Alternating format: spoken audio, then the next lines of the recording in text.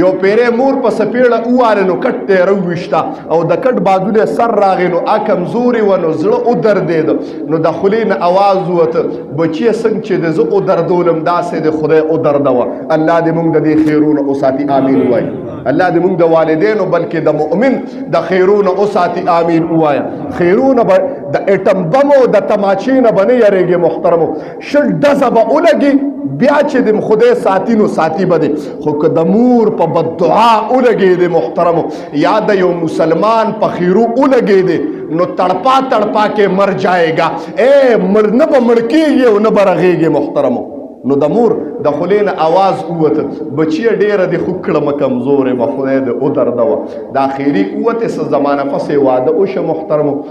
ښځې دومره بېعزته او ذلیله که وي تا باندې زما نان نفقه نشته ښځې به یې داسې کپړې اچولې چې بربنډه به وه نبي علیه السلام فرمایي عاریات مائلات ممیلات اخره زمانه کې به داسې ښځې راشي چې بربنډې به نو صحابه حیران شو وایي د الله محبوبه ښځې او بربنډې به ګرځي او ستا د جناب محمد رسول الله امتیان بسکی دغه دی کې نو نبی اسلام مبارک جمله او فرمایله وای کپړې به اچولی او بربنډې به د الله رسول کپړې به اچولی او څنګه به بربنډې زما محبوب ورته دومره تنګ جامې به اچولی چې اندامونه به پکې ظاهریږي یا دومره نری کپړې به اچولی چې اندامونه به ظاهریږي لکه بربنډې وګوره بازارونو کې دا شی روان دی که نه دی محترم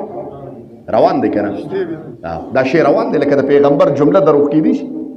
کپڑے به داسې اچولې د خاون بو سره روزانه شرو تر دې پورې چې خله ته واغشته ښځه ته وتښتېده ما وی خدای دردو د مور خیرې ولګېدې بیا بل واده وکړه د بل واده ورسره مشکلات راله هغه ښځه به مور لمسوله یو میاشت به کور او یو میاشت د ده دې د ښځې په سکون باندې پوه نه شه محترمو بار به خوشحاله و خو چې کور ته به راشه ما وی په دغه کور کې د ضعیف مور د کمزوري ژبې نه خیری اوتی دی او ډایرک زما د رب د عرش سره ټکرو شوي کور ته چې براغې نو د وینو په اوښکو به یې جړل ښځې به د ګریوان نه راخ که د سر نه به یې راخ که ذلیله به یې که تر دې چې هغه ښځه ترې لاړه ده وې داسې ښځه کومه چې بالکل ساده په اسم د دنیا په اسم نه دریم وادي چې وګورئ مکافات عمل یو کتاب د اردو کې ملاویږي والی دریم وادي چې وکړه ده وې ساده ښځه کوم هغه ښځه چې وکړه ساده نه وه ذهني ګډه وډه وه توجه شته ذهنی بیمار وه ساده نه وه خبرې به یې نه کولې او چې کولې نو کنځلې به یې کولې او محلو کې به منډې والې به خلکو یې وګورئ د پلانکي ښځه ده محترمو دا سړی دننه دردی ګورئ ښه که څوک وي بازار کې وګورئ د پلانکي ښځه دغه د منډې وي نو ته به منډ نه شي که تا کې لږ غوندې غیرتي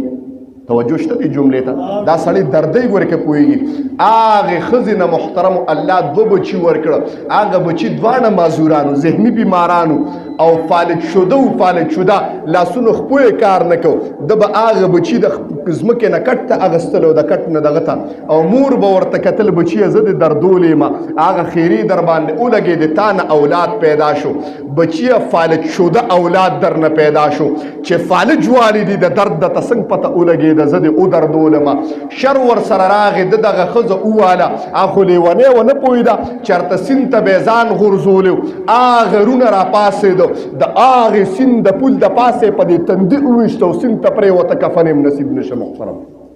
دا د مور بد دعا وه محترم ستا څه خیال دی چې مور به ودردومه او د هغې د خولې نه به ما ووایي که مور او پلار دی کافران او تا ته د خولې نه بد دعا ووته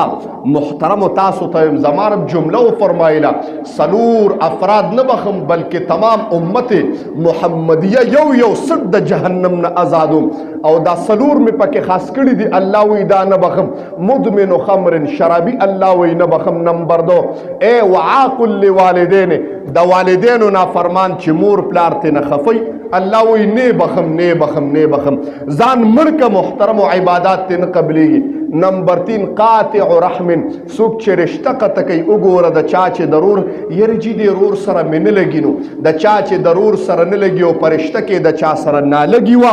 الله وی دا کس نه بخم تمام امت محمدیه مې د مغفرت اعلان کړی دی لیکن دا انسان نه بخم رور سره مې جی نه لګېده ده ما ته بغض دی لکه د رور خو دومره عظیمه رشته ده چې موسی علیه السلام د خپل رور دپاره دعا کوله وی خدایه زما دې رور ته نبوت نصیب کا رور خو دومره عظیمه رشته ده چې یو رور د بل رور دپاره د نبوت دعا کوي او ته نن د رور دپاره د هلاکت سوالونه نه کوې محترمو زما دا رور دی خدای تبا کی وی زه او شرمولم زما رور سه يرجی خزه په باندې غالب شو